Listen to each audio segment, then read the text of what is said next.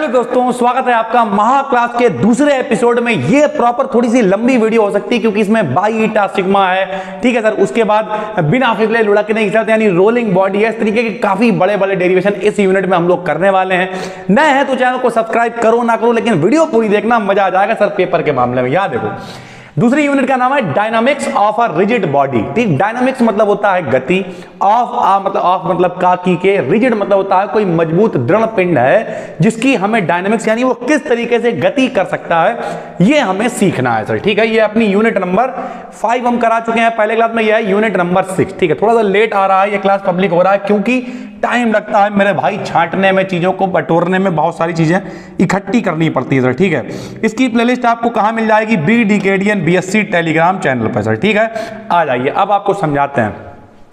सबसे पहले हम लोग पहला डेरिवेशन करने वाले हैं जिसका नाम है condition of a body rolling down on an inclined plane. बिल्कुल भी कठिन नहीं लगेगा, ये मेरी जिम्मेदारी, बस मन लगा के पढ़िए आप। ठीक है, condition of a body rolling down on an inclined plane. समझाते हैं। कंडीशन का मतलब आपको वो स्थिति, वो कंडीशन निकालनी है ऑफ अ बॉडी यानी एक बॉडी की, रोलिंग डाउन जो लुढ़कते हुए आ रही है नीचे, ऑन एन इंक्लाइंड मतलब होता है आनत तल यानी झुकी हुई सरफेस। ठीक है, यानी सरल भाषा में एक कोई बॉडी है जो किसी झुके हुए तल पे लुढ़कती हुई नीचे आ रही है। अगर हम इस तरीके से आपको बताएं, ये है, यहां से इसे रख दे तो ये लुढ़कता हुआ नीचे आ रहा है, तब हम लोग इसे कहेंगे कि condition of a body rolling down on an inclined plane. ठीक भाई, लो भाई, एक हमने झुका हुआ तल बना दिया, ये देखिए सर बिल्कुल आराम से। ठीक, इसके ऊपर हमने क्या किया, एक कोई बॉडी यानी पिंड रख दिया। ठीक, और बॉडी का वेट यानी जो भार होता है वो कितना मानते हैं हम लोग? mg मानते हैं। तो कितना मान लिया हमने? mg मान लिया। ठीक, उसके बाद हम लोग इसे दो घटकों में, 2 कंपोनेंट्स में डिवाइड करेंगे। एक कंपोनेंट क्या कहलाएगा? mg cos theta. एक कंपोनेंट क्या कहलाएगा? mg sin theta. ठीक, 2 घटकों में बांट दिया। जब कोई बॉडी नीचे की तरफ मूव करके आ रही होगी तो पीछे की तरफ लगेगा घर्षण बल। क्या लगेगा? घर्षण बल। अगर घर्षण बल ना लगे तो बॉडी लुढ़केगी नहीं बल्कि फिसलने लगेगी। आराम से समझिएगा, क्लास थोड़ा बड़ा हो कोई दिक्कत नहीं है। आपने देखा होगा बचपन में जो है घरों के बाहर चौतरे बने होते हैं, नहीं, बच्चे ऊपर अगर बहुत चिकना होता है तो बच्चे आराम से फिसलते हैं, लेकिन अगर चिकना ना हो, मोरंग डलवा के खुरदरा करवा देते हैं लोग, तो वो फिसल नहीं पाते, चप्पल अप्पल टूट जाती है, लुढ़कने की नौबत आ जाती है। उसी तरीके से कितना ज्यादा खुरदरा सरफेस है उसे कहते हैं फोर्स ऑफ फ्रिक्शन यानी घर्षण बल। ठीक भाई, तो ऊपर की तरफ घर्षण बल हमेशा विपरीत डायरेक्शन में लगता है। जैसे आप साइकिल चला रहे हो, साइकिल अपने आप क्यों रुक जाती है? क्योंकि सड़क और टायर के बीच फ्रिक्शन फोर्स, घर्षण बल लग रहा है, तो फ्रिक्शन फोर्स लगेगा Fs ऊपर की तरफ। ठीक है, और इसका एक कंपोनेंट mg sin थीटा, एक कंपोनेंट mg cos थीटा। अब यहां पे एक चीज और समझा देते हैं, समझ लीजिए आपको डेरिवेशन आ गया। ये बॉडी है, इस बॉडी की जो रेडियस है वो r है, यहां पे शायद आपको ना दिख रहा हो, थोड़ा छोटा है। नीचे की तरफ इसका कंपोनेंट mg sin थीटा और ऊपर की तरफ एक प्रतिक्रिया बल लगेगा जिसे कहेंगे n। क्या कहेंगे? n। ये क्या हो गया भैया? आपने पढ़ रखा है, पिछली वीडियो में हमने आपको पढ़ाया कि न्यूटन का नियम क्या होता है। न्यूटन का नियम होता है प्रत्येक क्रिया की एक प्रतिक्रिया होती है। अगर mg cos थीटा ज्यादा हो जाता है नीचे की तरफ तो ये नीचे घुस जाएगा, और अगर ये ज्यादा हो जाता है तो फिर क्या होगा? ये ऊपर आ जाएगा यानी फिसलता हुआ आएगा। तो ये दोनों बराबर होंगे, n और mg cos थीटा, यानी क्रिया और प्रतिक्रिया दोनों बराबर होंगे जो इसे लुढ़का के नीचे की तरफ लेके आएंगे। तो पहले से आराम से समझाते हैं। अपने पास एक इंक्लाइंड प्लेन यानी झुका हुआ एक तल है, ठीक है, जिस पर एक बॉडी लुढ़कती हुई नीचे की तरफ आ रही है। इसके अगर भार की बात करें तो भार कितना है? mg है। उसे हमने कितने घटकों में बांट दिया? 2 कंपोनेंट्स में डिवाइड किया। एक mg cos थीटा जो थीटा के पड़ोस, पूरा सब थीटा चलेगा यहाँ पे, और जो दूसरा होता है उसे mg sin थीटा बता दिया। ये आगे की तरफ फिसल के आ रही है तो ऊपर की तरफ घर्षण बल लगेगा यानी फोर्स ऑफ फ्रिक्शन, जिसे Fs कहेंगे। और mg cos थीटा अगर क्रिया बल है तो इसका प्रतिक्रिया बल लगेगा n, जो दोनों बराबर होंगे आपस में, तभी ये नीचे फिसल के आएगा। तो आप आराम से चित्र बना लेंगे, कोई टेंशन। ठीक, जो हमने बनाया है वही हम लोग लिखेंगे। भाई देखना, माना कोई बॉडी जिसकी रेडियस कैपिटल R है, ये देखिए कैपिटल R रेडियस, यहाँ छोटी सी शायद आपको दिख रही हो, किसी ऐसी सरफेस पर रोल कर रही है जो थीटा एंगल पर झुकी हुई है। कुछ रटना नहीं है, सरफेस क्या है? थीटा एंगल पर झुकी हुई है। माना इस बॉडी का वेट कितना है? mg है, जिसे हम लोग 2 कंपोनेंट्स में डिवाइड करते हैं। पहला कंपोनेंट क्या है? mg sin थीटा है। दूसरा कंपोनेंट क्या है? mg cos थीटा है। ठीक भाई, इस बॉडी की मूविंग डायरेक्शन के अपोजिट में फोर्स ऑफ फ्रिक्शन यानी घर्षण बल लगता है पीछे की तरफ, ये आएगी आगे की तरफ तो फ्रिक्शन घर्षण बल लगेगा पीछे की तरफ। घर्षण बल हमेशा पीछे की तरफ ही लगता है यानी विपरीत डायरेक्शन में लगता है। ठीक है भाई, then resultant force acting on it. अब देखिए रिजल्टेंट फोर्स क्या होगा, हर आदमी देखे यहीं पे ये समझने वाला खेल, अगर आपने ये समझ लिया तो समझ लीजिए आप जो है इस डेरिवेशन को कर लेंगे। देखो भाई आराम से समझो, कोई जल्दबाजी नहीं है। ये बॉडी जो है नीचे आ रही है इस वाले बल से जिसका नाम है mg sin थीटा, ठीक, और इसे रोकने की कोशिश कर रहा है fs ऊपर की तरफ, ठीक। अब एक कॉमन सेंस वाली बात है कि ये बॉडी लुढ़कते हुए नीचे आ रही है। अगर घर्षण बल बहुत ज्यादा हो जाए, यानी जो ऊपर की तरफ वाला बल ज्यादा हो जाए, तो ये इसे लुढ़कने ही नहीं देगा। इसका मतलब घर्षण बल कम और ये वाला मान ज्यादा है तो ये इसे नीचे लेके आएगा, क्योंकि ये इसे नीचे लाने की कोशिश कर रहा है, ये इसे रोकने की कोशिश कर रहा है। तो इन दोनों में ज्यादा कौन है? mg sin थीटा ज्यादा होगा तब ही ये लुढ़क के नीचे आएगा।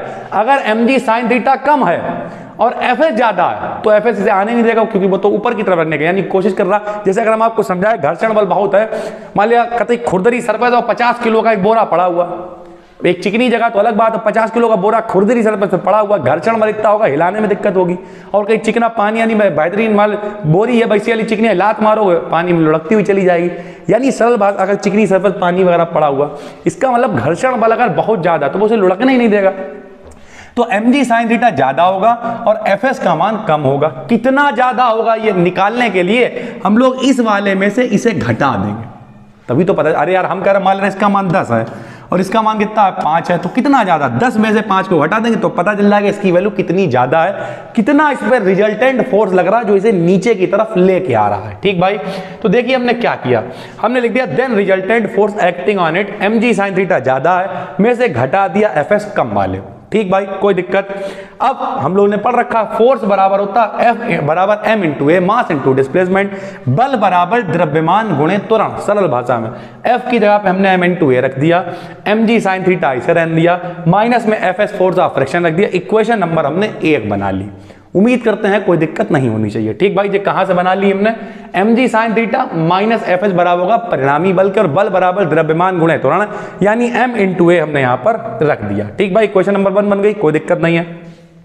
अब हमने आपको पढ़ा रखा प्रत्येक क्रिया की एक प्रतिक्रिया होती है, यानी every action has an equal and opposite reaction. तो देखो अभी बताया क्रिया नीचे की तरफ अगर mg cos थीटा तो प्रतिक्रिया क्या है n है, तो इन दोनों के मान आपस में बराबर होने चाहिए। दोनों के मान बराबर कर दिए, n बराबर आ गया mg cos थीटा। ठीक, ये हो गई इक्वेशन नंबर 2, कोई दिक्कत। सबसे पहले इक्वेशन कैसे बनाई हमने, ये दोनों लग रहे हैं इनकी सहायता से, फिर हमने कैसे बनाई, ये दोनों लग रहे हैं इनकी सहायता से। 2 इक्वेशन हमने बहुत आराम से बना ली। ठीक, अब आपको हमने बता रखा है पिछली वीडियो में टॉर्क क्या होता है, बताइए अगर आपने दिया तो कमेंट करके बताइए।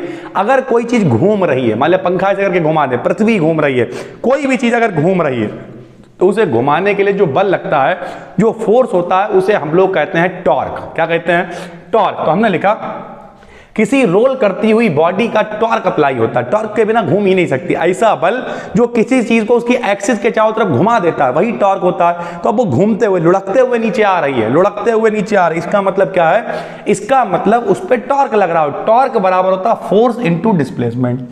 टॉर्क को हम लोग लिखते हैं टाउ से। ठीक है सर, उल्टा जे जिसे हम लोग कह देते हैं, सीधा बनता है तो वो जे होता है, उल्टा बनता तो टाउ होता है। ठीक, बराबर में फोर्स ऑफ फ्रिक्शन यानी Fs, इनटू में क्या आ गया, R आ गया। ठीक, कैसे उठा ला, क्या करा सर दीजिए आपने, टॉर्क को टाउ से लिख दिया, फोर्स लग रहा है Fl लिख दिया, त्रिज्या कितनी है R है, मतलब रेडियस लिख दिया। ठीक, परपेंडिकुलर डिस्टेंस क्या होगी, लो ये भाई बल लग रहा था Fs, ये लग रहा था, और इसकी रेडियस ऐसे ऊपर की तरफ है, तो ये देखो इन दोनों के बीच का एंगल कितना है, 90 है। तो ये वाली जो डिस्टेंस है R वो हमने यहाँ पे लिख दी। तो tau equal to force into displacement. ठीक भाई, और उसके अलावा एक और फार्मूला होता है टाउ बराबर आई अल्फा, इसे क्वेश्चन नंबर 3 बना लिया, टाउ बराबर आई अल्फा।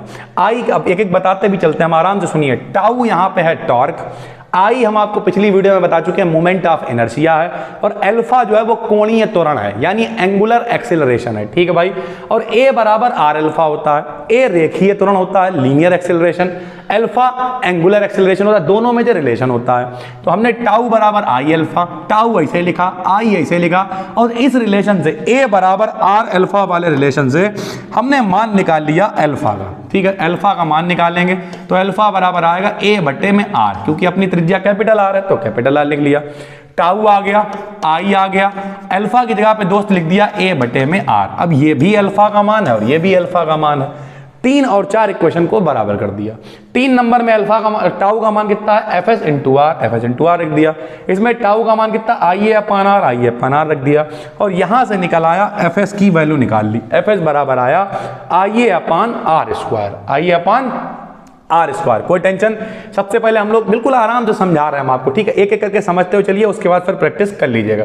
तो अतः किसी बॉडी के इंक्लाइंड सरफेस पर रोल करने के लिए कम से कम इतना फोर्स ऑफ फ्रिक्शन होना चाहिए। अगर इतना नहीं है तो इससे कम पर बॉडी रोल नहीं करेगी बल्कि फिसलने लगेगी। तो बिना फिसले लुढ़कने के साथ हम लोग प्रूव कर रहे हैं, उसके लिए एफ एस की वैल्यू कम से कम इतनी होनी चाहिए। ठीक भाई, एफ एस निकल आया तो हम लोग एक्सेलरेशन भी निकाल लेंगे। कैसे, जब कोई चीज चलती है तो उसकी वेलोसिटी में चेंज होता है, वेलोसिटी में चेंज होता है तो एक्सीलरेशन प्रोड्यूस होता है, यानी त्वरण, वेग में परिवर्तन की दर को त्वरण कहते हैं।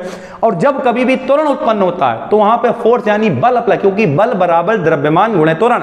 अगर हमारे अंदर त्वरण है तो द्रव्यमान तो है ही, हम बिना द्रव्यमान के थोड़ी घूम रहे हैं, हमारा कुछ तो भार होगा, कुछ तो वजन होगा, कुछ तो द्रव्यमान होगा, तो कुल मिला के तब वहां पे फोर्स और एक्सीलरेशन दोनों होते हैं सर। ठीक है, तो यहां पे हमने लिख दिया एफ एस का मान इक्वेशन 1 में रखने पर। इक्वेशन 1 भाई साहब क्या है, लो जे इक्वेशन है अपनी, एम ए बराबर M G sine theta minus F S, ले रख दिया एम ए बराबर M G sine theta minus F S. F S का मान रख दिया आई ए अपन आर स्क्वायर, अभी निकाला है।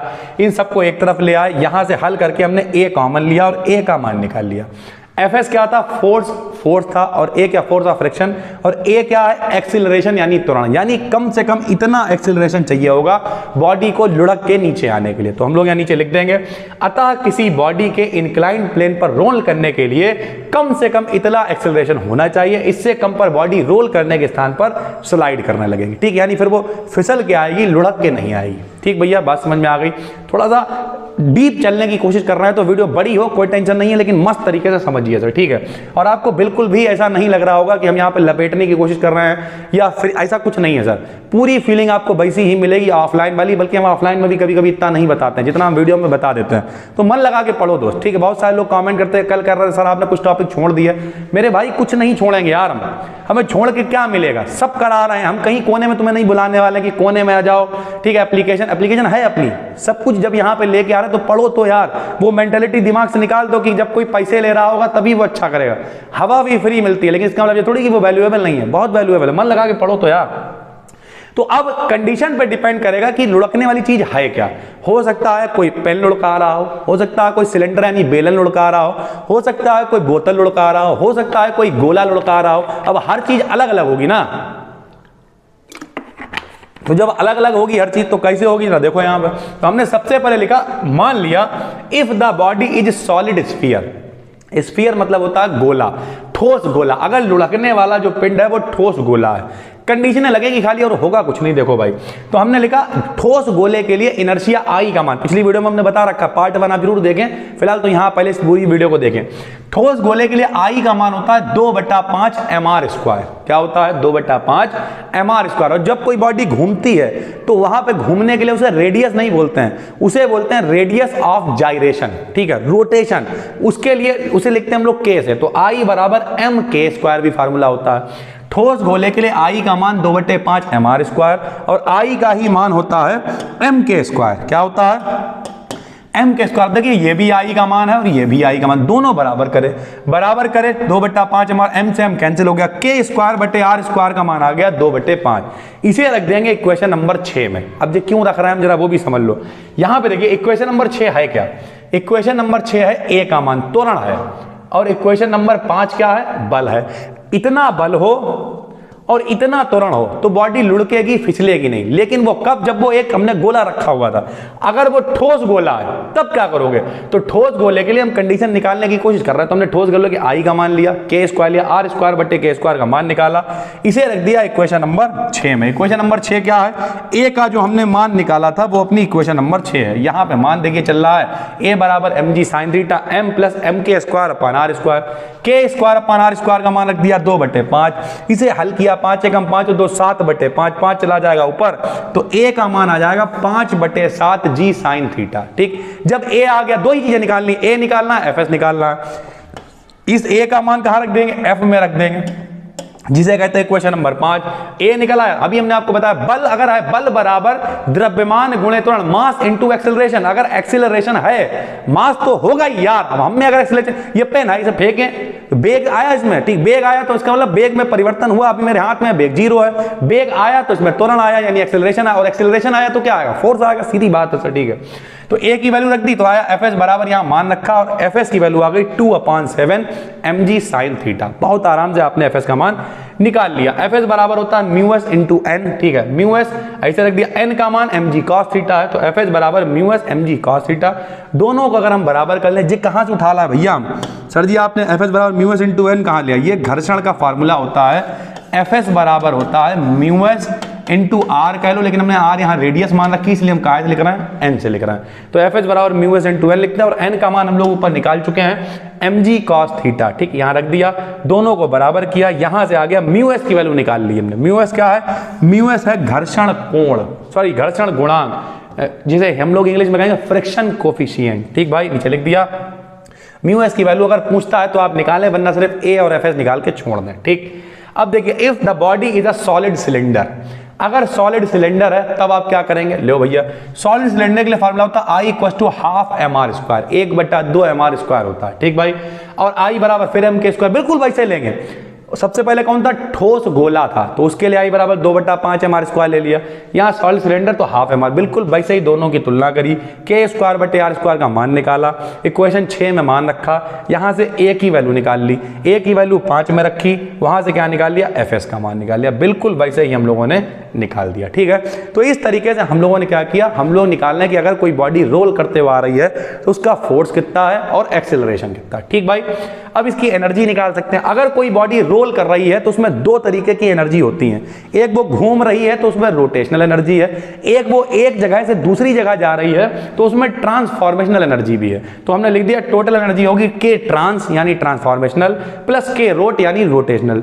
ट्रांसफॉर्मेशनल मतलब नॉर्मल होती है, नॉर्मल कौन सी होती है, ½ mv², गतिज ऊर्जा, जब हम यहां से वहां ट्रांसफर हो रहा है तो ½ mv² गतिज ऊर्जा, और दूसरी होती है के रोट यानी ½ I ω², निकलवा चुके हैं हम आपको, ठीक, नहीं है तो आप देख लो।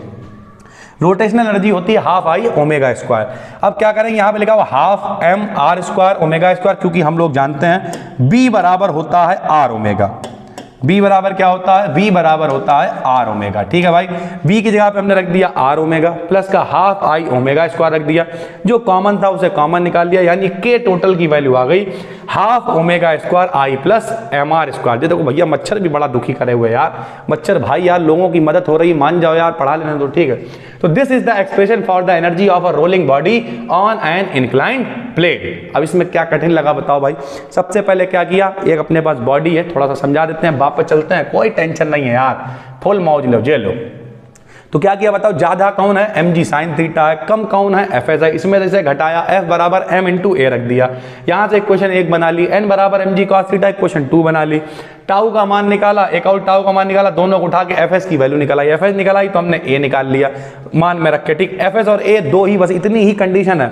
अब अगर मान लिया स्फीयर है तो उसकी कंडीशन लगा दी 2/5², ठीक है, सिलेंडर है तो उसकी कंडीशन लगा दी। इस तरीके से हम लोग कंडीशन लगा के चीजों को हल करेंगे। ये है अपना पहला डेरिवेशन जो आपको बहुत आराम से समझ में आ गया होगा। कोशिश कर रहे हैं चीजों को बहुत कायदे से बताने की, ठीक है।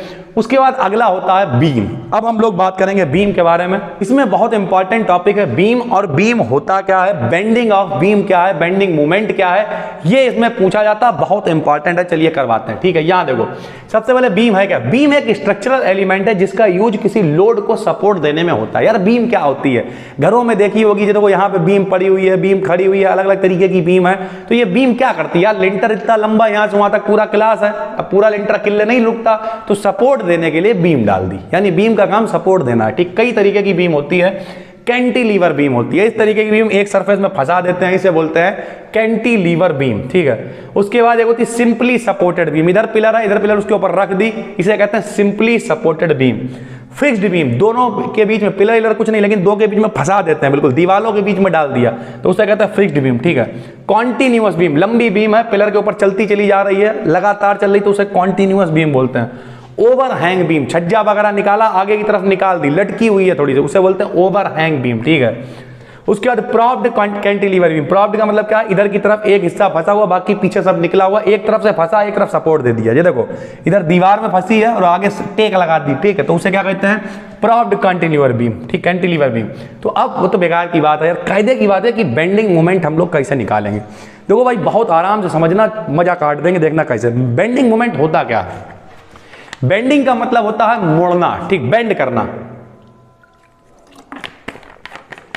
बेंडिंग का मतलब होता है मोड़ना। मान लिया ये अपने पास एक बीम, हम इसे ऐसे करके मोड़ दें तो ये देखिए बेंड हो गई। ध्यान से सुनिएगा, ऐसे था, अब ये ऐसे मोड़ दिया, ये हो गई बेंड, ठीक। अब देखो जरा यहाँ, तो हमने लिखा जब किसी बॉडी पे एक्सटर्नल फोर्स, बाहर से बल लगाया जाता है तो इलास्टिसिटी के कारण, इलास्टिसिटी क्या होती, प्रत्यास्था होती, कोई चीज को खींचा, छोड़ दिया, अपनी जगह वापस आ गई, तो उसी को हम लोग क्या कहते हैं, उसे हम लोग कहते हैं इलास्टिसिटी। उसमें इलास्टिक गुण होता है। तब उसमें क्या होता है, एक फोर्स प्रोड्यूस हो जाता है जिसे बेंडिंग मोमेंट कहते हैं। यह अप्लाइड पेयर ऑफ फोर्सेस के बराबर होता है, परंतु इसकी डायरेक्शन अपोजिट होती है। अपोजिट डायरेक्शन क्यों कह रहा भाई, अगर इसे मोड़ा ऐसे करके और छोड़ोगे तो फिर वापस आने की कोशिश, ऐसे करके मोड़ा, दो बल लगा रहे हैं, इधर से पकड़ा इधर से नहीं। पुराने पिक्चरों में यार अजय देवगन टाइप लोग सरिया मोड़ते थे, मारे से दम लगाते थे। अब वो प्रत्यास्थ इलास्टिक नहीं होता था तो वापस नहीं आती थी।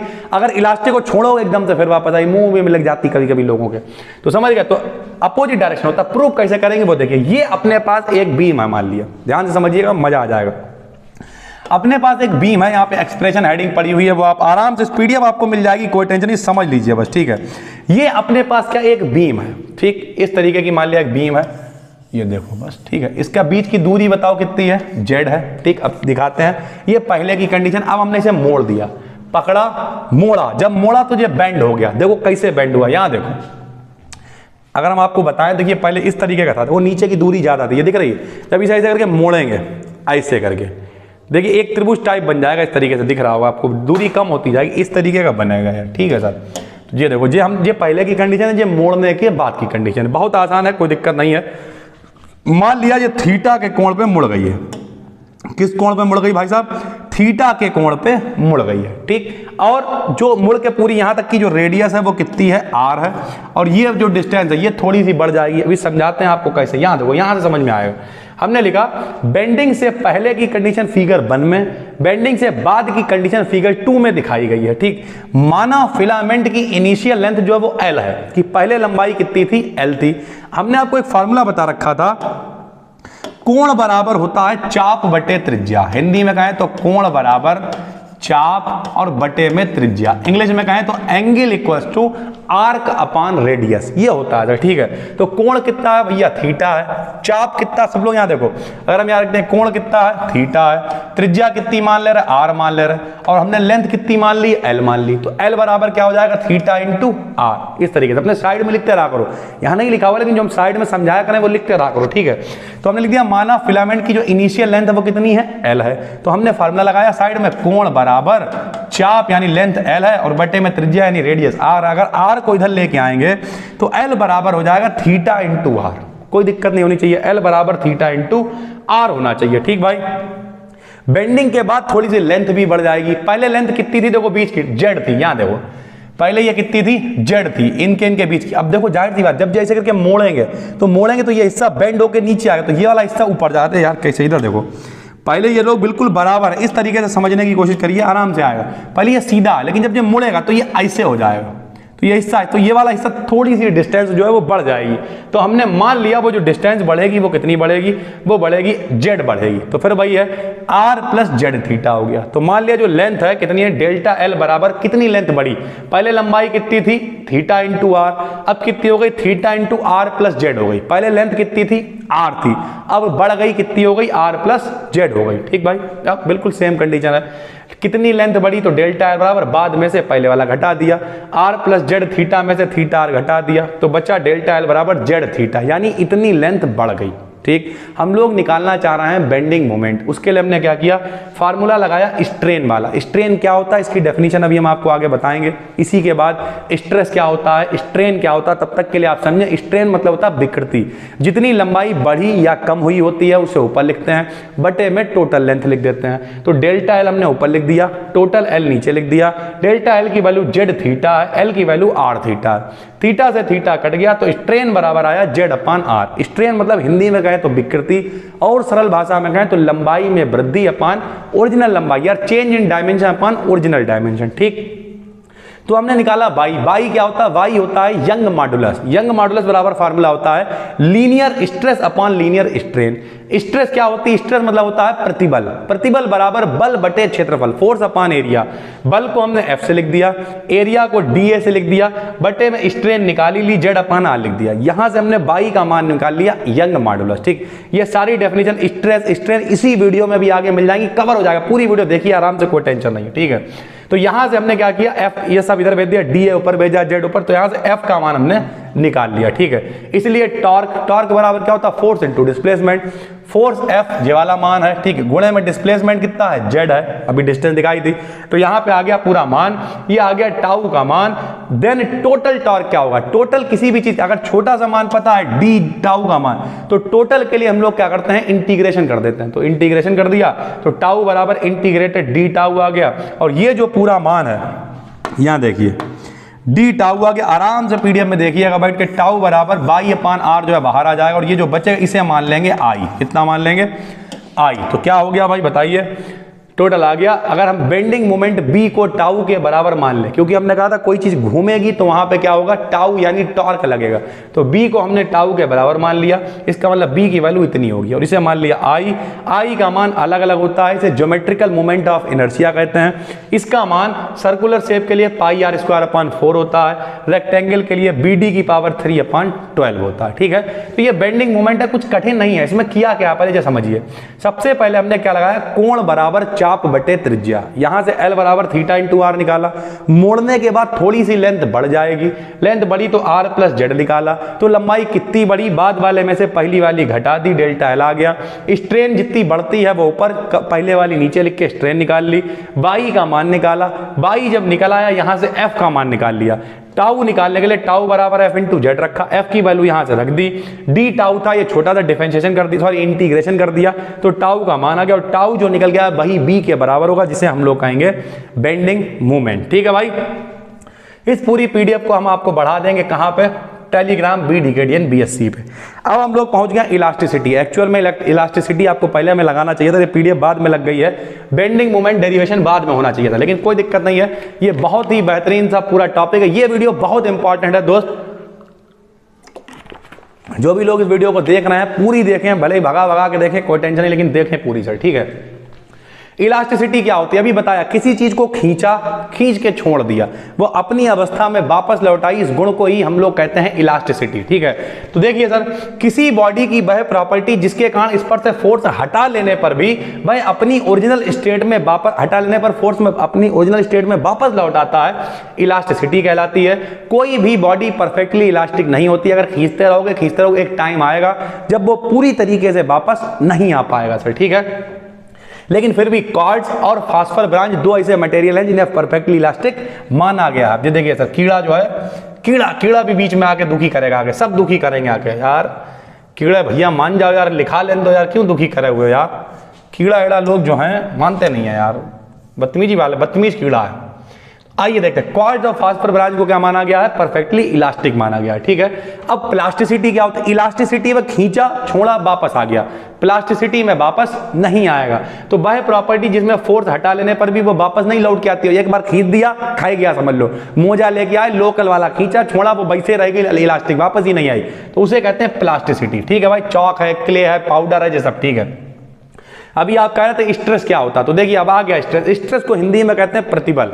प्रतिबल बराबर होता है बल बटे क्षेत्रफल, फोर्स अपॉन एरिया। ठीक भाई, तो यह एक प्रकार का रीस्टोरिंग फोर्स होता है, तथा किसी मटेरियल के यूनिट एरिया में, बटे में अगर एरिया हो तो यूनिट बोलते हैं, बता रखा है, यूनिट एरिया पे लगने वाला फोर्स स्ट्रेस कहलाता है। बल बराबर प्रतिबल बटा क्षेत्रफल। ठीक है, या फिर stress equals to force upon area. ठीक है, तो इस तरीके, यदि रीस्टोरिंग फोर्स का मान टोटल फोर्स के बराबर हो तो R को F लिख देते हैं, यानी कुल मिला के इसकी SI यूनिट क्या होती है? न्यूटन पर मीटर स्क्वायर, और डायमेंशन होती है ml की पावर -1 t की पावर -2, जो आप निकाल सकते हैं, कोई रटने की जरूरत नहीं है सर। ठीक, फोर्स की जो डायमेंशन होती है वो होती है ml t की पावर -2, एरिया की होती है L स्क्वायर, एक L कट जाएगा, L ऊपर जाएगा तो यानी ml की पावर -1, टी की पावर -2। ठीक भाई, तो ये आ गई अपनी स्ट्रेस, कोई दिक्कत नहीं होना चाहिए।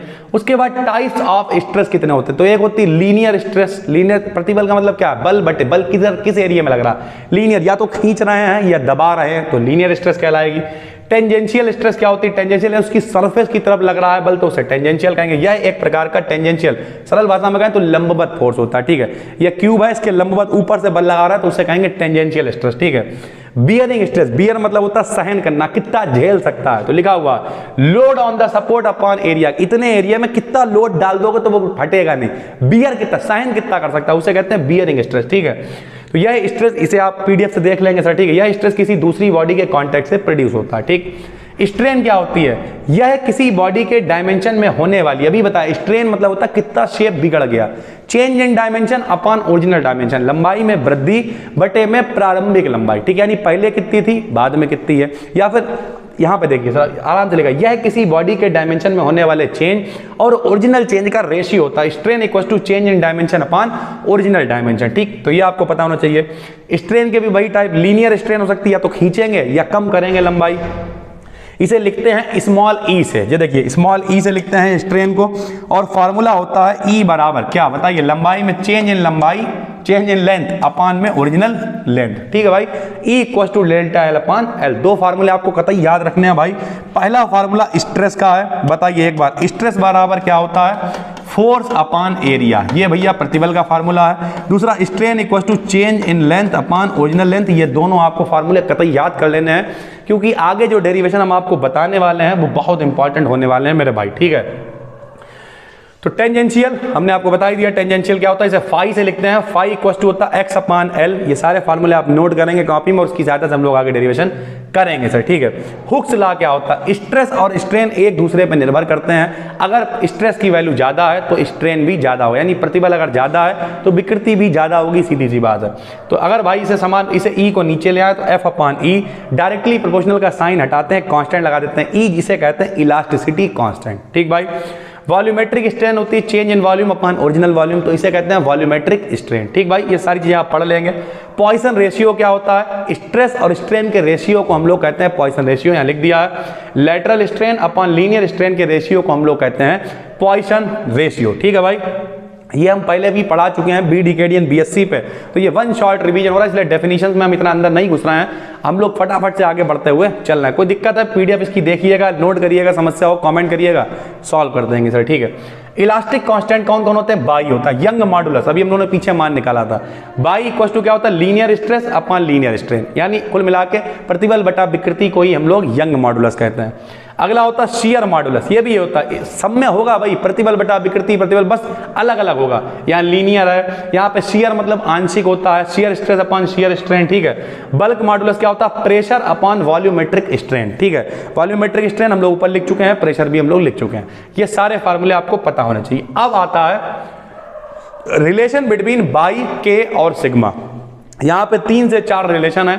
अगर आप ये सारे रिलेशन पढ़ लेते हैं, मान के चलिए सर एक रिलेशन इसमें से 15 नंबर लॉन्ग में आता है, बहुत आसान है। सबसे पहले अपने पास जो है, अपने पास एक क्यूब है। ठीक है, इस क्यूब पे क्या लग रहा है, एक्स पे, वाई पे, जेड पे, हर एक्सिस पे 2-2 बल लग रहे हैं। देखो भाई, एक्स की तरफ 2, एक इधर एक इधर, वाई की तरफ 2, एक इधर एक इधर, ये ज्यादा लग गए हैं सर, 2 2 4 2 6 2 8 हो गया सर, गड़बड़ चित्र है, हम इसे सही कर देते हैं। यहाँ पे देखिए इस तरीके से, एक्स की तरफ एक्स की इधर, एक एक्स इधर होगा एक एक्स इधर होगा, वाई की तरफ एक ऊपर की तरफ एक नीचे की तरफ, जेड की तरफ एक इधर और एक इधर, बस इतने बल लगेंगे, ज्यादा नहीं लगेंगे, 6 लगेंगे।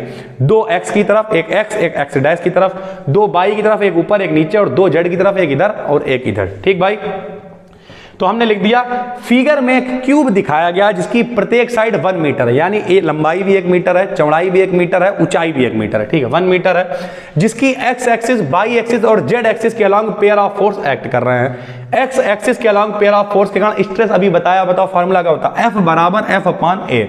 ए की वैल्यू 1 होगी, क्यों 1 होगी, लंबाई गुणे चौड़ाई, भुजा स्क्वायर यानी साइड स्क्वायर कितना होगा, 1 होगा, तो जब लंबाई चौड़ाई सब 1 है तो एरिया भी 1 ही होगा, तो स्ट्रेस जो है वो फोर्स के बराबर हो जाएगी। अब वी नो दैट, हम लोग जानते हैं यंग मॉडुलस, हमें रिलेशन चाहिए बाई के और सिग्मा में, तो बाई का फार्मूला तो लगाना ही पड़ेगा हमें, तो हमने बाई का फार्मूला लगाया। बाई बराबर होता है linear stress upon linear strain, by ऐसे लिख दिया, स्ट्रेस का मान F के बराबर है, यहां लिख दिया। स्ट्रेन को E से लिखते हैं, लिख दिया। E का मान निकालेंगे और यहां रखेंगे। E क्या होता है? Change in length upon original length. देखना भाई, EX का मान F अपान बाई है और E होता है डेल्टा L अपान L। अभी ऊपर फार्मूला बताया, तो डेल्टा L अपान L बराबर F अपान बाई। L की वैल्यू 1 होगी, तो डेल्टा LX का मान आ गया F अपान बाई। ठीक है, अब हमें सिग्मा भी चाहिए, तो पॉइसन रेशियो सिग्मा बराबर होता है lateral strain upon linear strain. ठीक भाई, लेटरल स्ट्रेन हमने इधर लिख लिया, सिग्मा लिख लिया, गुणे में लीनियर स्ट्रेन को लिखा EX से, और EX का मान देखो ऊपर निकाला F अपान बाई। EX का यहां मान रख दिया। इसी तरीके से जे किसका मान आ गया? डेल्टा X का मान आ गया। ऐसे डेल्टा L Y का मान भी सिग्मा F अपान Z होगा और डेल्टा L Z का मान भी सिग्मा F अपान बाई होगा। ठीक भाई, जरा देख लो इधर पे, EX का मान F अपान बाई है। कौन सी स्ट्रेस है ये बताइए जरा, देखिए कौन सी स्ट्रेस है? ये है लीनियर स्ट्रेन है। कौन सी है? लीनियर, यानी सीधी रेखा में, और उसके अलावा 2 और होंगी। अरे यार 3 एक्सिस हैं, x है, बाई है, z है, तो x के लिए ये हो गई, ठीक, इतना हो गया। बाई और z के लिए कितनी? बाई वाले को लीनियर नहीं बोलेंगे, लेटरल बोलेंगे, आंशिक, यानी साइड में कितनी है, तो साइड में कितनी है इससे निकाल ली। EX का हमारा का sigma F upon by, sigma F upon by, तो x वाले में सिग्मा नहीं होगा, बाई और z वाले में सिग्मा होगा, क्योंकि निकालना है वो लीनियर है, जो x वाली है वो लीनियर है, बाकी दोनों उसकी साइड में यानी लेटरल है। ठीक, तो हमने लिख दिया x एक्सिस के अलॉन्ग एक्सटेंशन होने पर बाई और z में कॉन्ट्रैक्शन होगा। जाहिर सी बात है, अगर किसी चीज को हम x की तरफ खींच रहे हैं तो वो बाई और z की तरफ कम हो जाएगी, बाई और z की तरफ कम हो जाएगी। तो कितनी कम होगी वो हम लोगों ने निकाल लिया है। तो x की तरफ कितनी है? F अपान बाई है, निकाल चुके हैं EX का मान। बाई और z की तरफ कितनी कम हो रही है? Sigma F upon by, sigma F upon by कम कर दिया।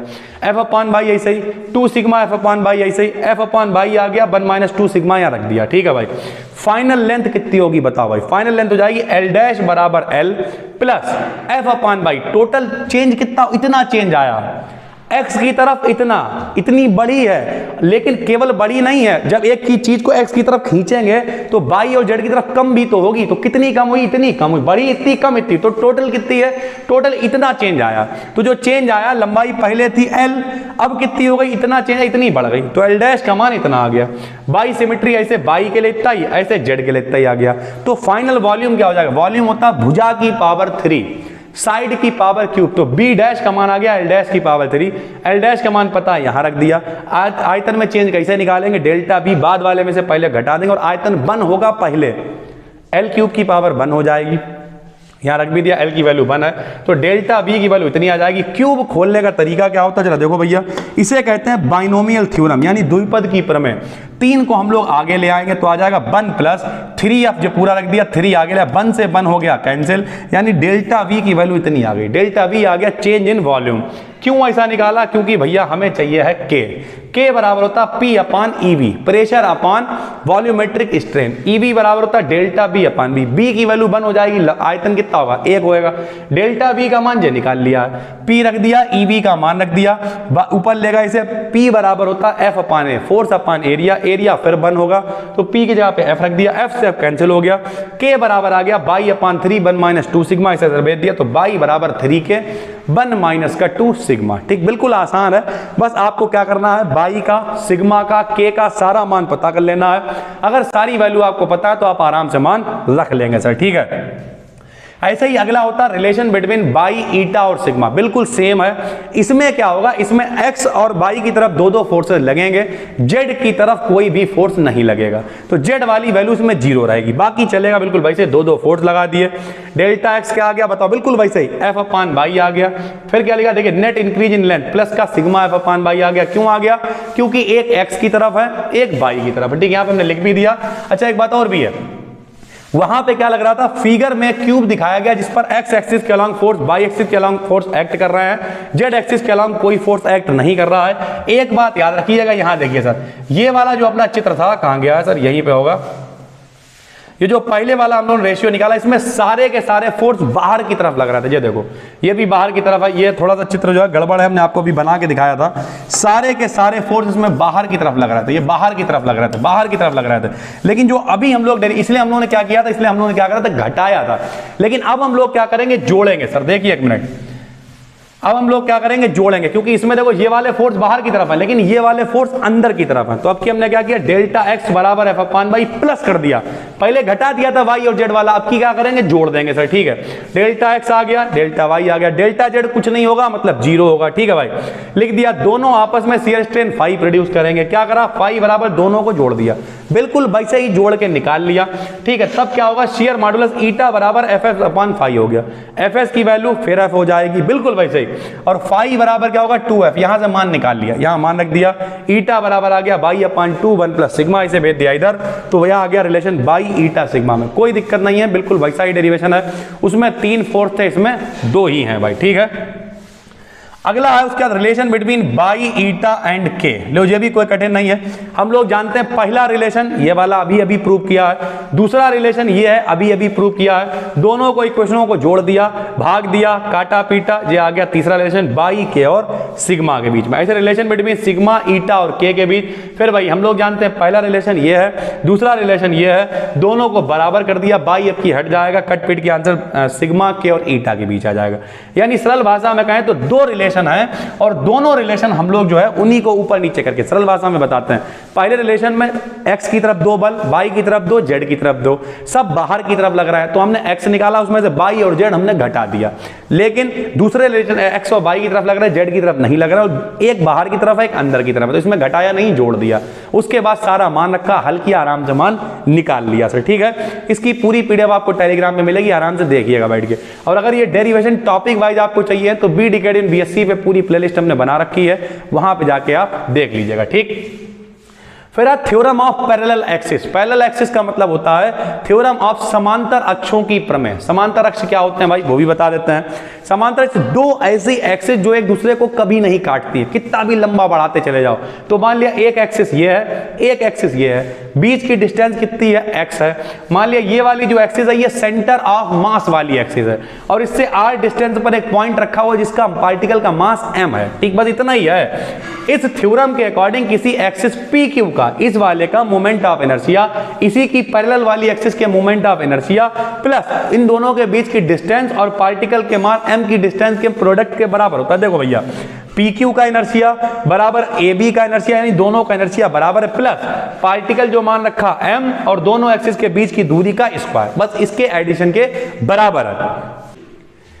तो इसे प्रूव करने का तरीका क्या है, बहुत आराम से हम लोग प्रूव कर सकते हैं भाई। देखो यहाँ पे 2 एक्सिस हैं अपने पास, एक PQ है एक AB है, तो हमने लिख दिया फिगर में 2 पैरेलल एक्सिस PQ और AB दिखाई गई हैं जिनके बीच की जो डिस्टेंस है वो x है, बिल्कुल आराम से लिख दिया। ठीक है, अब क्या लिखा, तब एक्सिस PQ से पार्टिकुलर, अब देखो यहाँ पे ये है पार्टिकल, ठीक है, PQ से दूरी कितनी, यहां से यहां तक की x है और उधर की r है, तो टोटल डिस्टेंस हो जाएगी x प्लस r। फार्मूला होता I बराबर mr स्क्वायर, I बराबर mr स्क्वायर, डिस्टेंस r नहीं है बल्कि क्या है, x प्लस r है, तो हमने लिख दिया I बराबर सिग्मा mr स्क्वायर या mx plus r square, whole square खोल दिया, sigma mx square, sigma mr square, a square plus b square plus 2ab, sigma m into 2r। ठीक है, mx स्क्वायर ऐसे रखा हमने, mr स्क्वायर देखिए सर यहाँ से mr स्क्वायर यहां तक की दूरी, तो ये बन जाएगा IAB plus sigma m into 2r, दोनों डिस्टेंस x भी है r भी, डिस्टेंस की डिस्टेंस जब गुणा होगी तो वो 0 हो जाएगा, तो सिर्फ अपने पास आ जाएगा IPQ बराबर IAB प्लस mx स्क्वायर। ये है थ्योरम ऑफ पैरेलल एक्सिस, बिल्कुल आसानी से आप प्रूव कर लेंगे। उसके बाद है theorem of perpendicular axis. Perpendicular का मतलब होता है लंबवत अक्षों की प्रमेय। लंबवत कौन सी अक्ष होती है, x y z, 3 एक्सिस होती हैं, तो एक x मान ली, एक y मान ली, एक z मान ली। यहाँ पे एक पार्टिकल है m, डिस्टेंस इसकी x से x है, y से y है और z से r है, तो इन्होंने कहा कि जो ix और iy का मोमेंट ऑफ इनर्शिया होगा वो iz के बराबर होगा, बस इतना ही होता है। तो हमने देखा यार पाइथागोरस की थ्योरम लग रही है, कर्ण का स्क्वायर बराबर आधार स्क्वायर प्लस लंब स्क्वायर, यानी r स्क्वायर बराबर आएगा x square plus y square. ये देखो पाइथागोरस प्रमेय लगाई, आर स्क्वायर बराबर X square plus Y square. ठीक भाई, यहां पे लिख दिया फ्रॉम फिगर। अब क्या करा, देन आई आर स्क्वायर, आई सबकी एम से चाहो तो मल्टीप्लाई कर दो, या फिर ऐसे लिख लो यार, क्या होगा बताओ, आई एक्स बराबर क्या होगा M X square, I Y बराबर क्या होगा M Y square, I Z बराबर क्या होगा एम आर स्क्वायर। इन सब की एम से मल्टीप्लाई कर दो, या फिर सरल भाषा में ऐसे लिख लो, आई एक्स प्लस आई वाई बराबर आई एक्स के लिए एम एक्स स्क्वायर, वाई के लिए एम वाई स्क्वायर, एम आ गया common, x square plus Y square, और x square plus Y square को हम लोग लिख सकते हैं आर स्क्वायर। और mr² बन जाएगा iz, यानी ix प्लस i बराबर आ जाएगा iz।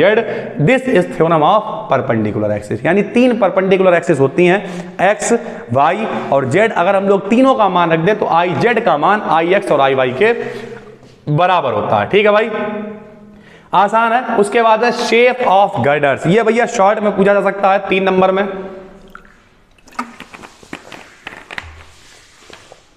ये गर्डर क्या होता है पहले तो आपको ये समझना पड़ेगा, चाहे बीम कह लो गर्डर कह लो, बात एक ही है। ठीक है, गर्डर होते क्या है, लोग गर्डर क्या होता है आपको बता रहे। गर्डर मतलब जिसे गांव वालों गाटर कहते हैं, गाटर इस तरीके से होते हैं। आपने देखा होंगे घरों में डाले जाते हैं, या ट्रेन की पटरियों टाइप होते हैं। ठीक है, उसे गाटर बोल लो, गर्डर कर लो, जो भी चीजें।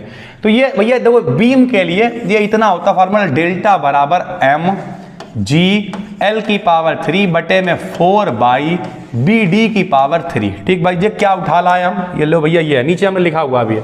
जब भी कभी बीम पे लोड पड़ेगा तो उसमें डिप्रेशन आएगा, यानी चेंज आएगा। कितना डिप्रेशन, तो depression of a beam supported at its 2 ends and loaded eight middle, यानी बीच में कितना लोड पड़ रहा है उसमें जो बेंड आता है वो होता है डेल्टा बराबर mg L⁻³ 4/BD की पावर 3। ये हम प्रूव नहीं करा रहे हैं क्योंकि ये इतना इंपॉर्टेंट नहीं है, इस वजह से नहीं करा रहे। ना पिछली साल आया था और उम्मीद है नहीं आएगा यार। ठीक है, तो इसे आप डायरेक्ट देख लें, ये फार्मूला होता है डेल्टा। इतना बेंड होता है, जब बीम बेंड होती है तो डेल्टा की वैल्यू इतनी होती है। तो हमने यहाँ पे लिख दिया, देखो भैया B है और D है, तो यहाँ पे हमने आराम से लिख दिया डेल्टा का मान D और B के इनवर्सली प्रोपोर्शनल होता है। ये डेल्टा है, D और B बटे में लिखा हुआ, अगर इनका मान घटेगा तो इसका मान बढ़ेगा। तो हमने लिख दिया इनकी वॉल्यूम बढ़ने पर बीम मुड़ सकती है, यानी अगर बढ़ाते जाओगे तो बेंड बढ़ता जाएगा, जिसे हम लोग कहते हैं बकलिंग कहते हैं। पूछ लेते हैं एक बकलिंग क्या होता है। बकलिंग कहते हैं, इसे कम करने के लिए बीम या गर्डर का शेप जो है आई बनाया जाता है, जिससे बीम या सर्कुलर या गर्डर की पावर को कम किए बिना सब्सटेंस की मात्रा कम हो जाती है। लो देखो यहाँ पे सरल भाषा में अगर बताएं तो इस तरीके से ये बना दिया हमने। ठीक, अब डी की वैल्यू जो इसकी पूरी चौड़ाई वगैरह वो कम कर दी। जब ये कम होएगा तो इसकी वैल्यू बढ़ जाएगी। जब इसकी वैल्यू बढ़ जाएगी तो क्या होगा, सबसे पहली बात तो क्या हुआ, सबसे पहले इसकी जो पावर है वो बढ़ जाएगी सर। ठीक है, और जब पावर बढ़ जाएगी तो पावर बढ़ने के साथ साथ एक तो मजे की बात है मटेरियल भी कम यूज हो रहा है। पूरा गर्डर अगर आप पूरी अगर बीम लेके चलेंगे आप तो ज़्यादा मटेरियल लगेगा, लोहा ज़्यादा लग रहा, सारी चीज़ें ज़्यादा लगेंगी। लेकिन अगर आपने इसकी वैल्यू को कम किया तो कम करेंगे तो इसकी वैल्यू बढ़ेगी। देखिए यहाँ पे लिखा हुआ साफ साफ लिख दिया, इसे कम करने के लिए बीम या गर्डर को आई शेप बनाया जाता है, जिससे बीम या गर्डर की पावर को कम किए बिना पावर भी बढ़ जाती है और सब्सटेंस की वैल्यू भी कम होती है। क्यों, क्योंकि डेल्टा की जो वैल्यू है वो डी और बी के इनवर्सली प्रोपोर्शनल होती है। अगर इनकी वैल्यू बढ़ेगी, इनकी वैल्यू अगर बढ़ेगी तो क्या होगा, बकलिंग हो जाएगी, और जिससे इसे कम करने फिर जो है उस पर लोड आएगा और डेल्टा की वैल्यू दिक्कत कर जाएगी सर। ठीक है, तो जो बेंडिंग है, बेंड है, वो बेंड अगर हमें कम करना है, अगर ये लोड ज़्यादा से ज़्यादा झिल जाए तो हमें इनकी वैल्यू को कम ही रखना पड़ेगा। वो यहाँ पे लिखा हुआ 3 नंबर में है, इसे आप पढ़ लें। और साथ साथ में हमने आपको ये भी बता दिया कि depression of a beam supported के लिए फार्मूला इतना होता है। ठीक भाई, उसके बाद कुछ न्यूमेरिकल हैं जो आप लगाएंगे खुद बैठ के। ठीक है, हम नहीं आपको बता रहे हैं। कैलकुलेट एंगुलर मोमेंटम, जे की वैल्यू निकालनी and rotational kinetic energy of earth about on axis of mass.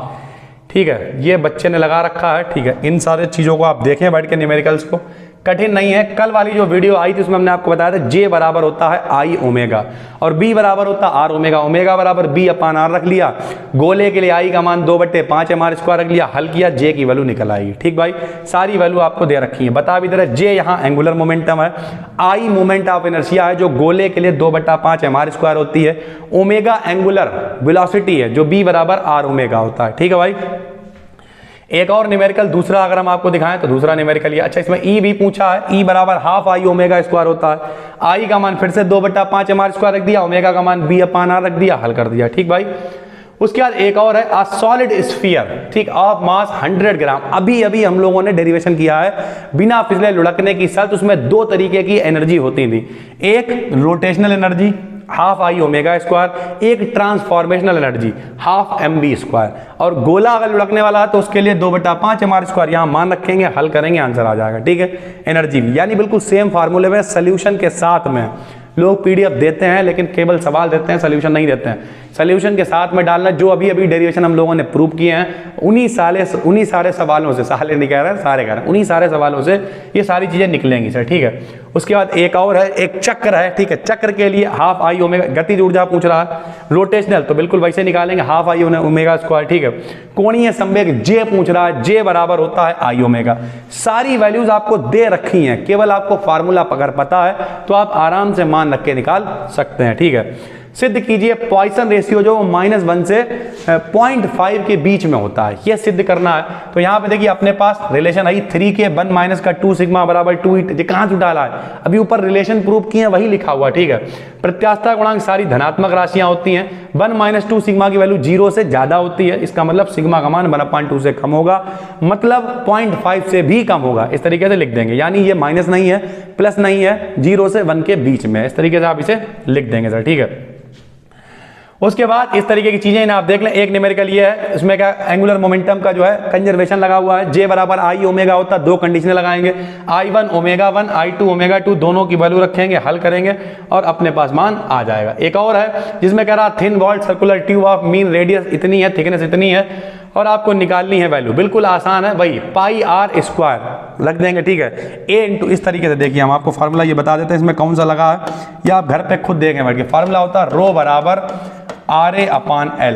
ठीक है, ये वाला फार्मूला होता है, या फिर हम इसी को कह सकते हैं घनत्व बराबर द्रव्यमान बटे आयतन, और आयतन को लिख सकते हैं एरिया इनटू में लेंथ, ये फार्मूला होता है। अगर हम इसे इधर ले आए तो m बराबर हो जाएगा रो AL। ठीक है भाई, तो पहले के लिए रो ए की जगह क्या रखेंगे, ए की जगह रखेंगे पाई आर स्क्वायर। ठीक है, अगर दो त्रिज्याएं दे रखी हैं तो पाई R2 स्क्वायर माइनस का पाई R1 स्क्वायर, पाई बाहर कॉमन निकाल लिया तो pi R2 square minus pi R1 square L rho बराबर pi R square L rho, दो कंडीशन में लगा दी, हल कर दिया और हल करके यहां से मान निकल आएगा। ठीक भाई, एक और है इसी तरीके का सवाल की प्रूव करो भाई बेंडिंग मूवमेंट से रिलेटेड है। आराम से डेल्टा की वैल्यू जो फार्मूला हमने आपको बताया उसे यूज किया, आई सी का मान रखा, दोनों को भाग दे दिया, रिलेशन निकल आया। ठीक भाई, इसी तरीके से एक चक्की के लिए दे रखा है कि पहले जो है, अच्छा यहाँ पे एक चीज हम आपको और भी बता देते हैं, ये बहुत इंपॉर्टेंट है।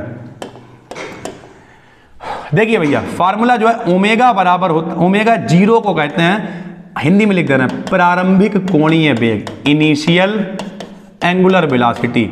ओमेगा होता है अंतिम कोणीय वेग यानी फाइनल एंगुलर वेलोसिटी, जिसमें याद करने का भी बहुत सरल तरीका है। गति के समीकरण क्या होते हैं, b बराबर u प्लस AT होता है, s बराबर ut plus half AT square, ठीक ऐसे होता है। और तीसरा होता है b स्क्वायर बराबर u स्क्वायर प्लस का 2as, ऐसे होता है भाई। ठीक, जो हम लोग जब रेखीय वेग करते हैं तो रेखीय गति में प्रारंभिक वेग क्या होता है, u। अब यहां पे जब कोणीय गति होगी तो u नहीं लिखते हैं बल्कि ओमेगा 0 लिखते हैं, और b को लिखते हैं ओमेगा, प्लस a को अल्फा लिखते हैं और t को t ही रहने देते हैं। तो अगर आपको ये वाली इक्वेशन याद है तो इसे आप ऐसे बना सकते हो। उसी तरीके से s को हम लोग लिखते हैं थीटा, ठीक, u को लिखेंगे ओमेगा 0, t को लिखेंगे t प्लस हाफ लिखेंगे, a की जगह अल्फा लिखेंगे t स्क्वायर, दूसरी इक्वेशन हो जाएगी। तीसरी में b स्क्वायर को फिर ओमेगा स्क्वायर लिखेंगे, u स्क्वायर को ओमेगा 0 स्क्वायर लिखेंगे, प्लस 2 लिखेंगे, a की जगह अल्फा और s की जगह थीटा लिखेंगे। ये इक्वेशंस होती हैं। तो पहले ओमेगा 0 यानी प्रारंभिक कोणीय वेग लिखा हुआ, अभी प्रारंभिक कोणीय वेग 0 है, अंतिम कोणीय वेग ओमेगा बराबर 2 पाई n अपॉन t से निकाल लिया। कोणीय गति का समीकरण होता है ओमेगा बराबर ओमेगा 0 प्लस अल्फा t, ठीक है भाई, रख दिया पहला ही समीकरण, इसे मान करके अल्फा का मान यहां से निकाल लिया। टाउ बराबर होता है आई अल्फा, ठीक है, आई का मान दे रखा है, अल्फा का मान हमने निकाल लिया, यहां मान रख दिया और इस तरीके से ये पूरा मान निकल आया। ठीक भाई, तो 35 पेज की ये पूरी पीडीएफ है। वीडियो काफी बड़ी हो गई है, 1 घंटे से ऊपर की हो गई होगी, लेकिन ये पूरी यूनिट हमने इसमें कवर कर दी है। मेरे भाई अगर आप पहली बार देख रहे हैं सर, ठीक है, तो इससे पहले आप इसका फर्स्ट पार्ट देखें, यूनिट 5 हमने उसमें पूरी कवर कर दी और बड़ी मेहनत लगती है। देखिए देखते देखते आपको लग रहा होगा थोड़ा सा एनर्जी, लेकिन एनर्जी डाउन नहीं कहेंगे उसे, क्योंकि जब खो जाते हैं क्लास में फ्लो में सर, ठीक है। इनके अगर आपको एक एक वीडियो भी देखना है तो आप जाइए, हमारा दूसरा चैनल है बी डिकेड इन बीएससी, ठीक है, वहां पे हमने एक एक टॉपिक भी बना रखे हैं। थ्योरम ऑफ पैरेलल एक्सिस क्या है, परपेंडिकुलर एक्सिस क्या है, ठीक है, या फिर बाई ईटा सिग्मा में रिलेशन क्या है, इस तरीके की सारी चीजें हमने वहां पे बना रखी हैं सर, ठीक। और अगर आप उसी चैनल से इसे प्लेलिस्ट से देख रहे हैं तो फिर कोई टेंशन नहीं है, ठीक है, आपने पूरा देख लिया होगा। तो ये दूसरी यूनिट है, टोटल आपके में 8 यूनिट्स हैं। हमने पहले भी कहा आपको 8 यूनिट पढ़ने की जरूरत नहीं है। सबसे पहले ये 4 यूनिट आपको कवर करनी पड़ेंगी।